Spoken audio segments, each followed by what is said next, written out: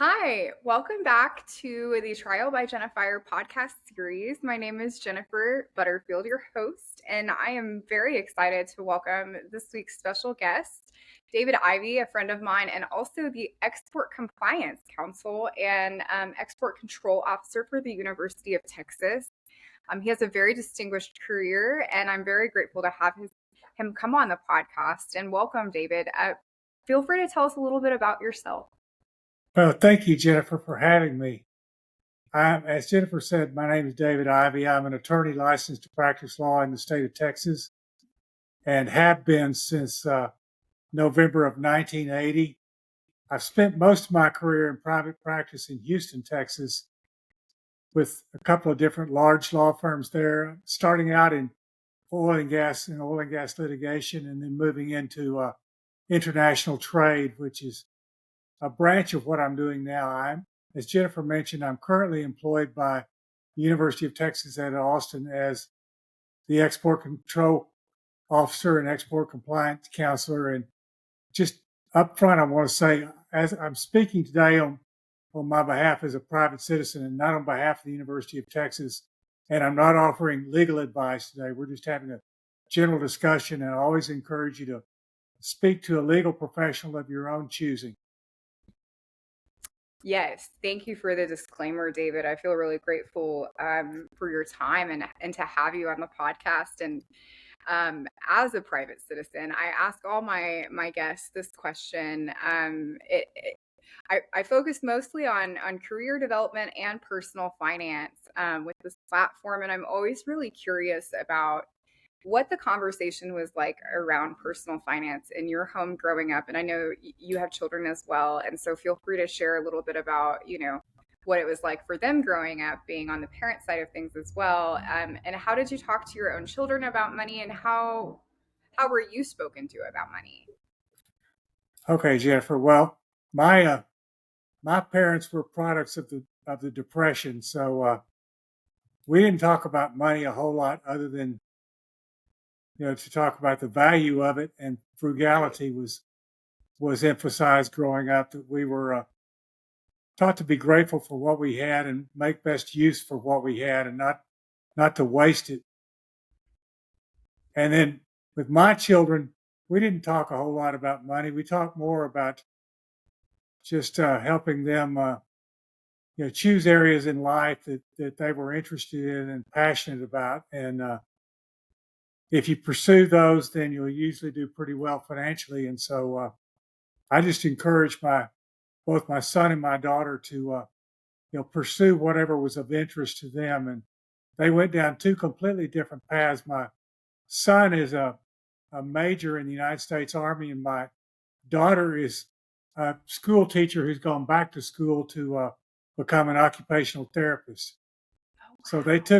they took wildly different career paths, but they're both very, very happy in what they're doing. So we didn't have any discussions about budgeting or anything like that. Oddly enough, I was a finance major in undergraduate school, and I hate dealing with financial stuff. So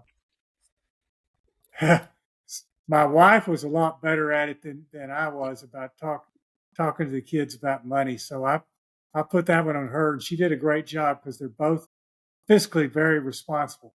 First of all, thank you for sharing that. And it sounds like um, you did as what a parent could only hope to do, which is raise two productive and noble citizens, to contribute to society. And both being involved in the United States Army, as well as being a teacher and occupational therapist, soon to be, are both very commendable career choices. So that's just lovely. And I'll say this. My grandmother was a part of, grew up.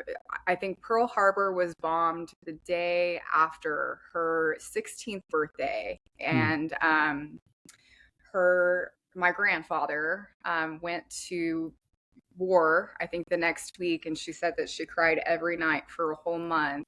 And, he came home, and would leave again, and they had 5 children together, my mom being the youngest of 5. And so I remember talking a lot about, how much a dollar was when she was growing up and what it looked like today. And she couldn't get over the price of bread and milk and eggs and, a pack of cigarettes.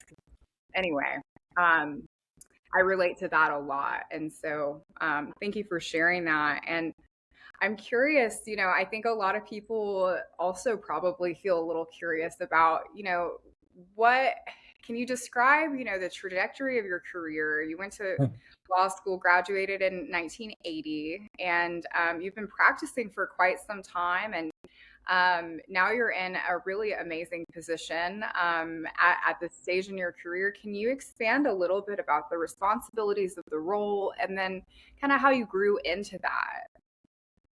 Well, I've just been very blessed in my career is the best way to put it because I'm not smart enough or hardworking enough to be where I am today, and I can't take credit for it. I do love dearly what I do, but my current role for the university, anything that leaves the United States is an export.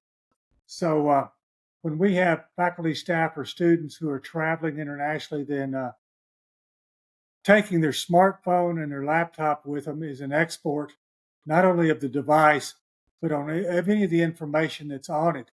And some of our projects that are particularly that are federally government sponsored are controlled for export control purposes. And so, for instance, we're working on a project for the Department of Defense on some sonar technology or something like that. That can't that technology can't leave the United States by a physical export or by a virtual export, what's called a deemed export. And a deemed export is if, for instance, I put a design for a computer chip on my phone and I have it, I email that or text it to somebody in the UK. I've just exported it to the UK. And if that's a controlled technology, then I violated the law and subject to $1 million or more in criminal penalties. Oh, I So, bet. Wow. so whenever the faculty are leaving or graduate students are leaving, I work with them to make sure that we have an export license for whatever they're taking if they might need that. And if not, that we have an export license exception we can use to get it out. And then also working in the United States, if we have a foreign student on some of these projects, we can't use that foreign student because of the deemed export. If I if I were to walk over to your place and show you the design for say a sonar, if you were a Canadian, I would have just exported that to Canada just by showing it to you.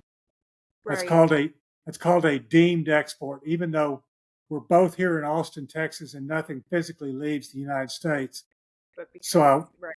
but just because it's controlled and I've shown it to you, now it's up here. So Hmm. I work on that. Work with that a lot, and Wow. mainly I help our faculty get research projects done that they couldn't otherwise get done without violating the law. That's kind of the short answer to it. Wow.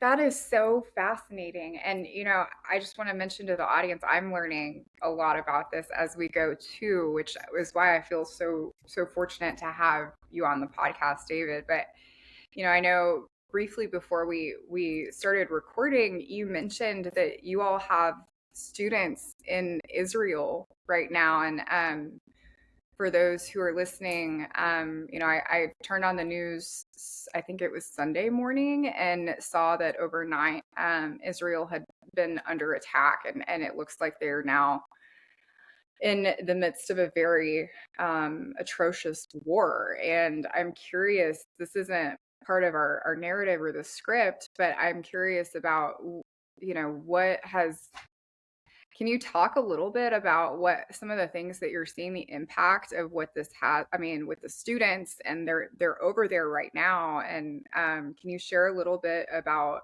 your experience with that, being in the position you're in? Yes, well, on any given day, the University of Texas has faculty and students in most every country on the planet except for probably North Korea and Syria. Those are Hmm. two of the most heavily sanctioned countries, and fortunately, we don't have anybody that goes there. But when this war started on Saturday morning, of course, we immediately had to find out if we had people in Israel and who they were and what their status was. And fortunately, the students that we have in Israel right now are mainly law students, and so they're a little bit older and more responsible than a typical undergraduate student. And we left it to them to we briefed them on the security situation and what we foresee as the short term security situation unfolding, and told them what resources were available, and offered to evacuate them if they chose to be evacuated, or if not, to like I know we have some at the University of Jerusalem. So University of Jerusalem has a very good security program, and we can allow them to make the choice between our guidance and the guidance they're receiving from the university locally there as to what they want to do. And then, of course, we had students that had purchased tickets to travel, and so we were trying to find a way to ameliorate the impact of that so that our students didn't suffer a financial burden as a result of this operation, and keeping their safety first in mind to make sure that we don't add additional people to a tense situation over there.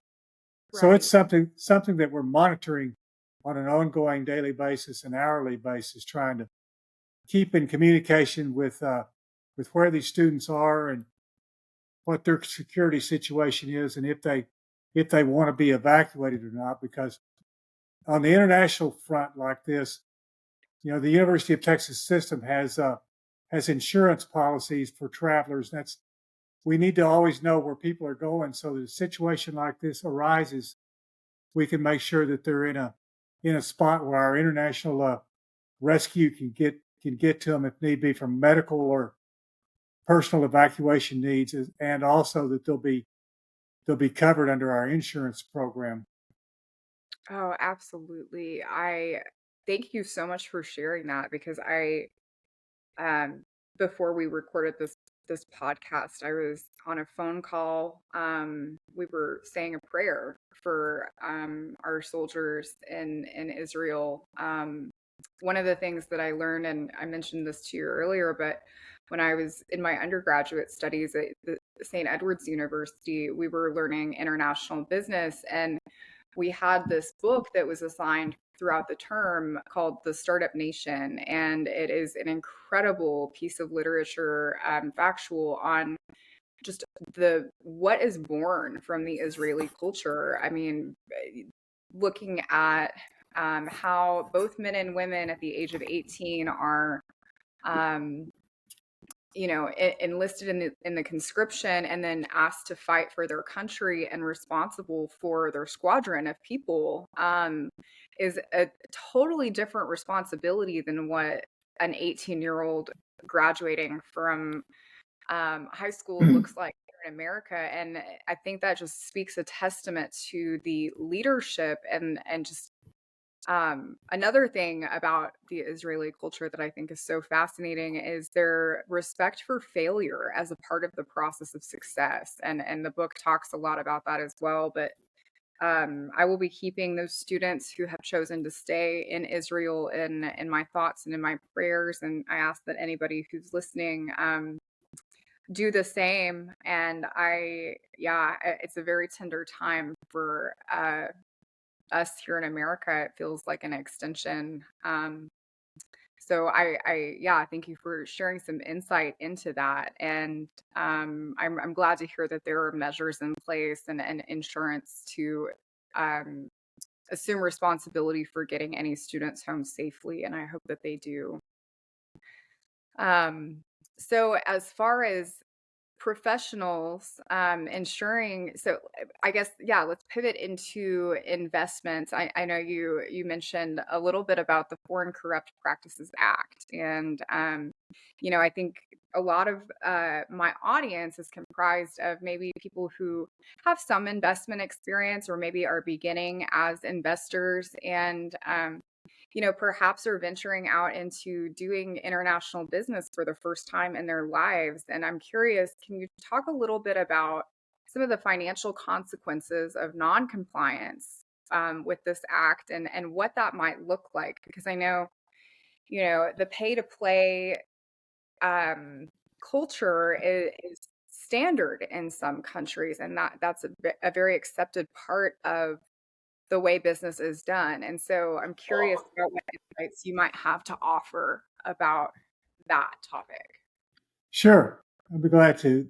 The Foreign Corrupt Practices Act is one of the primary controls that's the United States primary control, although there are other controls that help us comply with our international obligations to fight international corruption. And basically, the idea is, as Jennifer mentioned, prohibitions against pay to play, and it rarely comes out as being as straightforward as someone asking you directly for a bribe. Usually, the way it manifests is an American goes to do business in a new country, and say, for instance, you want to set up a manufacturing facility in Juarez, Mexico, and you obviously need to get business permits and permission from the local authorities to carry out that business. And little things like there'll be someone say you have to have an agent to work in this area, and I know an agent that's really good, and turns out that the agent is the brother-in-law of the mayor or something. That's the type of thing. It's a little more subtle. Or they'll say there's a processing fee for documents.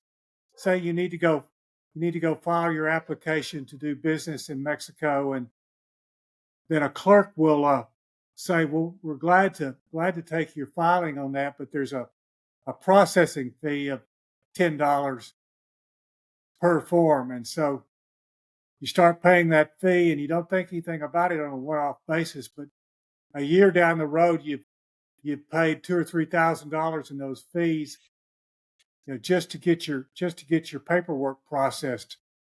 And so it's a little more subtle how bribery comes in than and there is a World Bribery Transparency Index that someone who's interested in doing business in a country can look to see where the country that they're interested in getting involved in ranks. Also, Right. The United States Department of Commerce has branches in each of our embassies and consulates, and I would strongly encourage anyone who's considering getting involved in business internationally to go to the local embassy and consulate and ask for recommendations about local agents and attorneys and accountants who are reputable and have been vetted locally by our consular services as known being known as honest dealers and not corrupt agencies.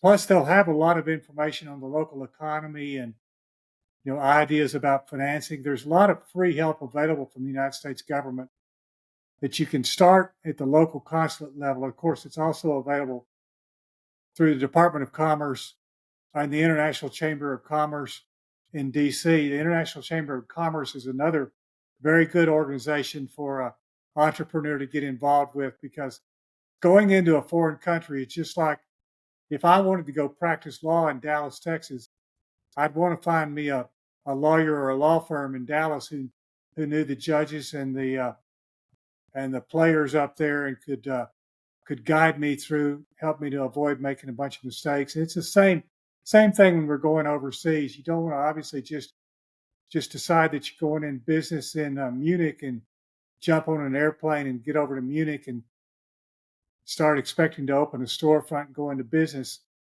We have to know what the legal requirements are in the venue where we're going to be doing business. So we'll need a local lawyer and we'll need a local accountant to help us with because we're not dealing with the same set of tax laws. So there are things like value added taxes that I'm not an expert on, but the concept is pretty simple. That the name value-added taxes is pretty descriptive, but the concept is, for instance, if I'm making maybe making laptops in Hamburg, and I'm not making the laptop from the ground up, I'll receive a plastic shell that maybe has the screen and the keyboard and some of the electronics, but I'm I need to put the hard drive and burn in the firmware and make sure I take care of the homologation so that you meet the local requirements, just like you see on the back of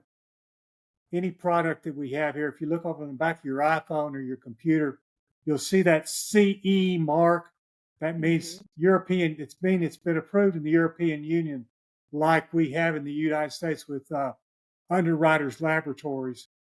That's saying so that when we go into a foreign country, products have to be what's called homologated, and their local service has to make sure that, for instance, if I'm making laptops overseas, that when I plug them into the network overseas, I won't disrupt the local grid. So they need to be vetted through the homologation process, and a local attorney and local business agent can help you with that process, so that you know all the trips and traps for your getting your products to market overseas. Yeah, absolutely. And I was doing a little bit of research on value added taxes before our podcast recording. And from what I understand, like as it goes from the manufacturer to the next stage and then the next stage, the tax is kind of factored into the escalating price. Am I getting that right? Well, yeah, I mean the concept is that you take something like you take a bar of metal stock, like a piece of steel, and then Right. I then take that piece of steel and I turn it into knives and forks for consumer tableware.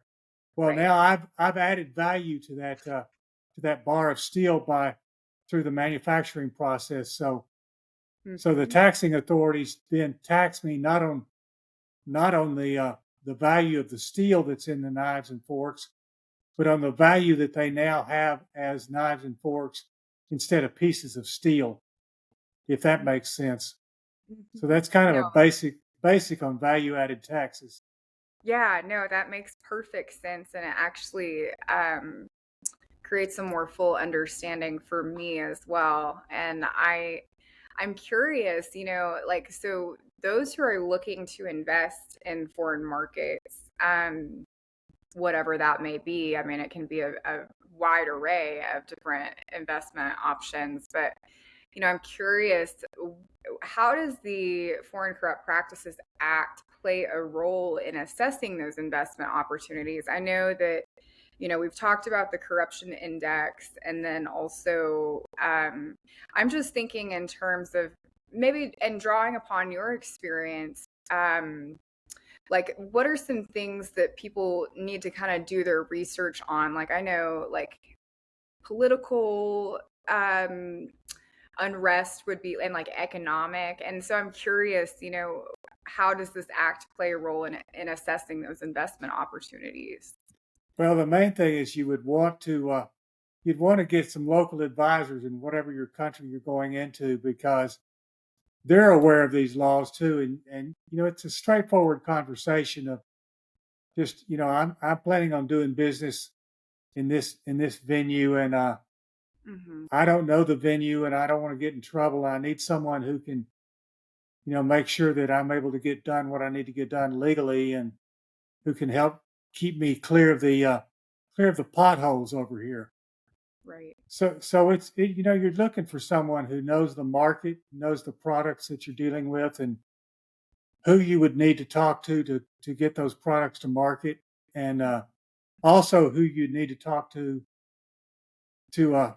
avoid any legal entanglements in getting those products to market. So it really, the shortcut is get you a good local agent. And again, I highly encourage you, an entrepreneur, to get in touch with the consulate or the embassy with where they're going, to set up a meeting with the consular Department of Commerce services, and then also coordinate with the International Chamber of Commerce locally and Hmm. just ask the same advice. They usually have kind of Oh, starter packets for new entrepreneurs that'll provide some of these, some of the basics as well as some of their local laws because each foreign country also has, they have their own anti-corruption and their own tax laws, and right. we don't know about those, so you need to be informed on them.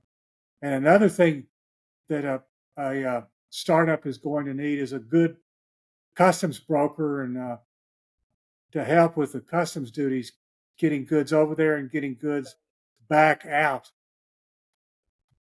So a freight forwarder and a customs broker is very helpful. The freight forwarder just helps with the logistics of shipments, and then the customs broking aspect of that is to make sure we're paying the correct customs duties because customs duties are real unique in that the way they're calculated. So as I mentioned, so a, a chunk of metal can be a chunk of metal, or it can be an eating item made of steel or other items, and that's kind of the way the U.S. tariff code reads. It's real archaic, and Yeah.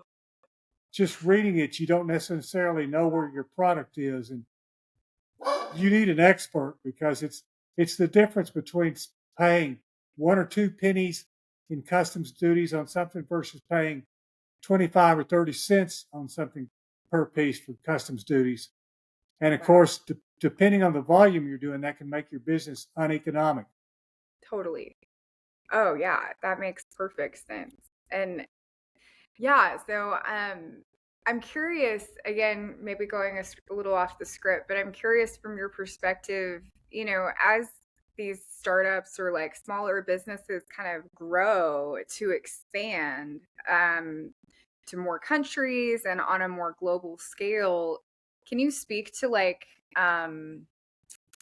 I guess like some common like missteps or how do you kind of make it uniformly? I guess, there's different um like it's a matrix is the way it's set up is, each country that you're doing business with has its own kind of team of people to make sure you're in compliance. But is there anything that maybe comes to mind that might be helpful for entrepreneurs, as they expand? I mean, in terms of like, I guess like operations management, I mean, when they're overseeing multiple countries to become a global corporation and things like, um, is there anything that comes to mind there? Well, I mean, you're working toward building a larger company, and then if you had a larger company, you would have a. Excuse me, my dog is unhappy with somebody walking by. So, but One of the joys of 2023, in my but opinion. as you're beginning to expand, you'd have your own compliance department. Effectively, is what you do, and Okay. you might have, if you get big enough, then you might have an in-house lawyer, in-house accountants, and some of your own in-house security security professionals to make sure you're operating within the bounds of the law in each country you expand to. But that's the way it works with a larger organization. They have a compliance department that then takes on the job of doing exactly what you're saying. Okay, you're moving into a new product area, or you're moving into a new venue. Then you follow the same basic steps that we just talked about. Of okay, we're going to need outside counsel for that, and we're going to need maybe a tax accountant for this or that, and might need an HR person. And you're going to need to get advice because obviously you're going to be hiring people locally, so you'll need some local HR help as well. Mm-hmm. No, I think that's a really insightful piece of advice. And, one thing that's coming to my mind with all of this, and this may not be your wheelhouse, but I'm just kind of having this open discussion with you. But I was learning, I think, in one of my courses, it might have been business law.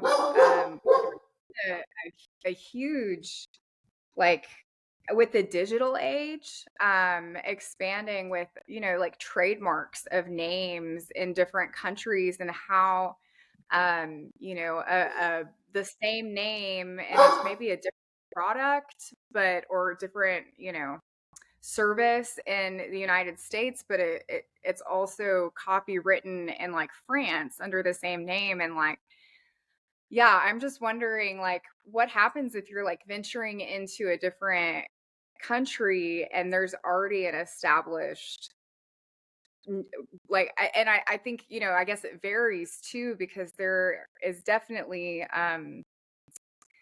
I guess like copyright, trademark, patent can look very different in different parts of the world. Different countries take that to different degrees of seriousness. So I'm curious, like, I guess this is where, legal counsel would definitely come in. But have you seen any instances like that? Or like, I'm curious about like how things like that get settled when there's two totally different, governments and as you mentioned, venues.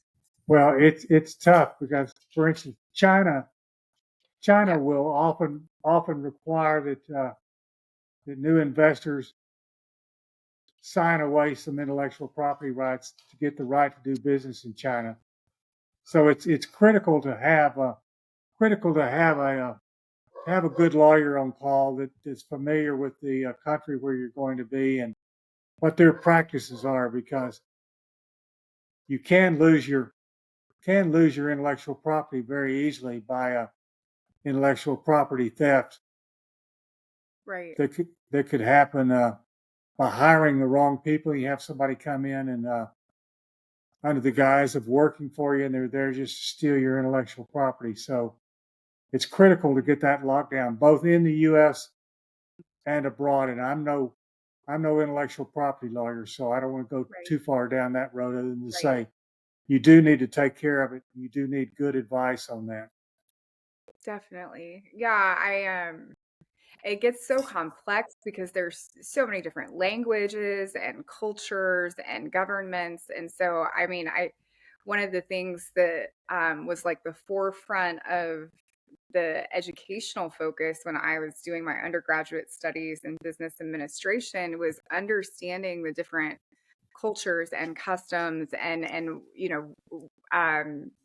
what the government is like, the state and the economic state in these different countries so that like when visiting a country that has different customs, you don't shake their hand rather than, you know, um, minding their, social cues and things like that. And so I find it all to be very fascinating. And I think it's really a neat thing that you have dedicated your career to focusing on maintaining security for, some of our most important national security elements. I think I was watching this World War II series with my boyfriend a couple of weeks ago, and it talked about the invention of sonar and like radar during World War II and how that really leveraged the Allied forces in winning the war. And yeah, I really appreciate what you shared about sonar in the very beginning of this recording because I can see how incredibly important keeping those things under wraps and confidential to only those who are meant to have that information. I mean, we're talking it could be a huge threat to national security and many other things. So this is increasingly important, and I'm curious too. Okay, so let's see. As far as value added taxes, I know you kind of opened the door with that, and feel free to share as little or as much on this topic as you'd like. But we kind of talked about the basics, and can you speak about, let's see, um, when when someone's applying cross-border e-commerce, how do value-added taxes apply to that? And what do professionals need to know when they're buying and selling products and services internationally and online specifically? Well, that's a big question, and I'm not qualified to answer it fully. But the key thing is to have that tax advice to know at what point in the transaction you're going to be taxed. Okay. Yeah. Because as you mentioned, every country has its own laws and its own regulations. So in the United States, for me to be taxed, I need to have realized some kind of gain, either a direct financial gain or a gain in some other way that has value that can be taxed. And so, in a foreign country, it's possible that just simply advertising your good for sale might subject you to some kind of tax. And I'm just guessing here, so don't hold me to Mm-hmm. that. But yeah, it goes back again. Do we need local? We need local advice. When I first started practicing law, a lawyer told me one time that those Latin words above the courthouse all translate into hire local counsel. And that means, if I'm going to go to Dallas and be involved in a legal matter, I'm going to hire a Dallas lawyer to help me because I don't know the local Dallas rules and I don't know the local Dallas customs. And I need somebody who does, or else I'm likely to get hometown.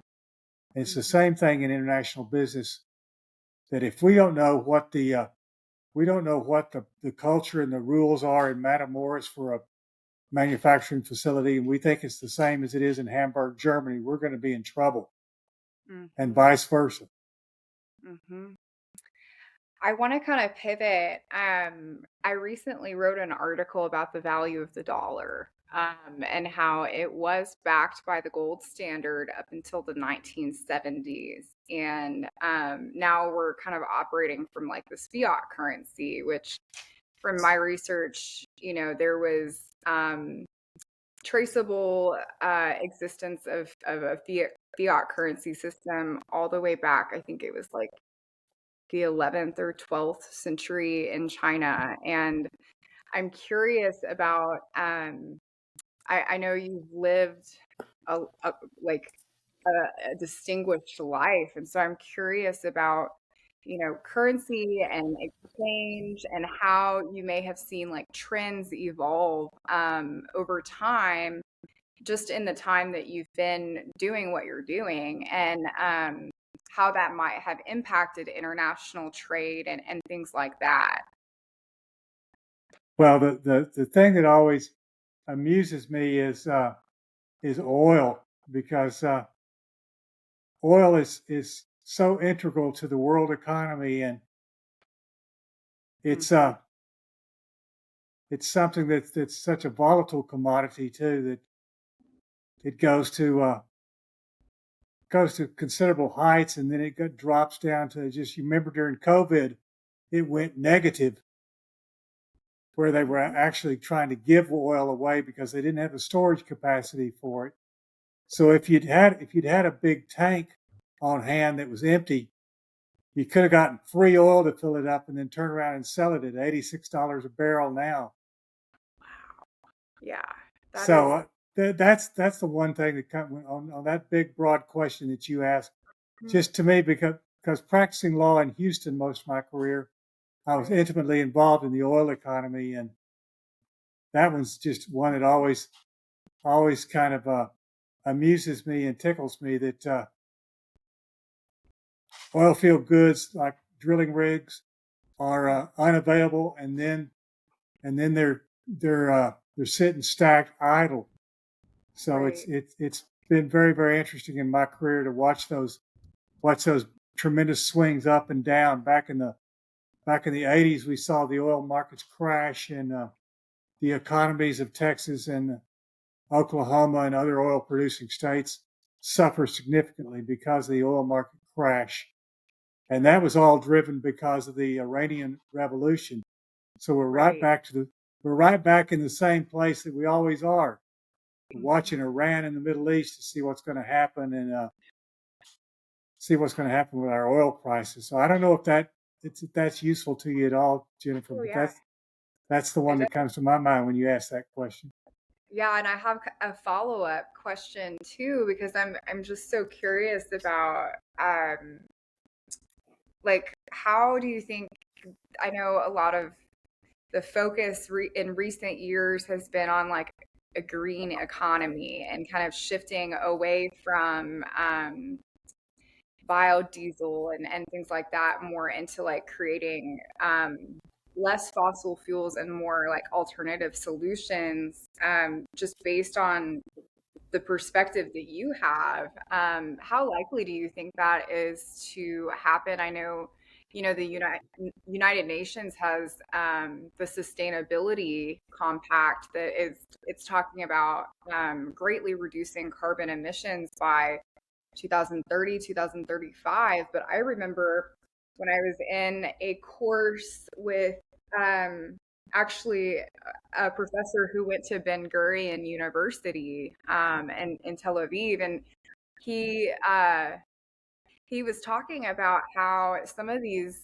alternatives, such as like wind energy and biofuels, are actually creating more carbon emissions. And so I know, again, this may not be your wheelhouse, but I'm curious just because you have had kind of a thumb on the oil industry. And since we're talking about the volatility, I mean, do you see us switching away from oil completely in the next 10, 15 years? Or I'm curious about that. No, no way. We're doing a lot with electric cars, but you're not going to see an electric motor hanging off the wing of a 737 anytime soon. Right. So, Yeah.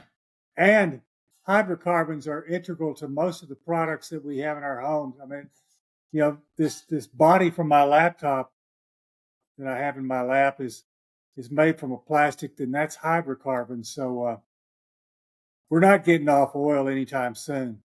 Hmm. Yeah. Well, and I mean, and you know, I appreciate the incentive. I mean, it is a growing concern, certainly, with the ozone depletion and things like that. And, it's a highly controversial topic, I think, in today's society. But from what our research, because we did our term project on Exxon, and I was particularly curious about Exxon in the coming years and studying, how what some might consider, oh, it's a dying market, how they're innovating through this, and what we discovered was, some of these like turbines for the windmills are so huge and like they are very I guess have a high failure rate. Like they're having to replace them often, and I guess they're huge. I mean, like it takes several 18 wheelers just to haul one blade of these turbines. And it's been a minute since I've driven out to West Texas, but we went out there not too long ago, a couple of years ago for Christmas to Big Bend, and all along are just these huge, and you don't realize how big they are until you see one of those turbines getting replaced on the side of the road. And so, yeah, I agree with you.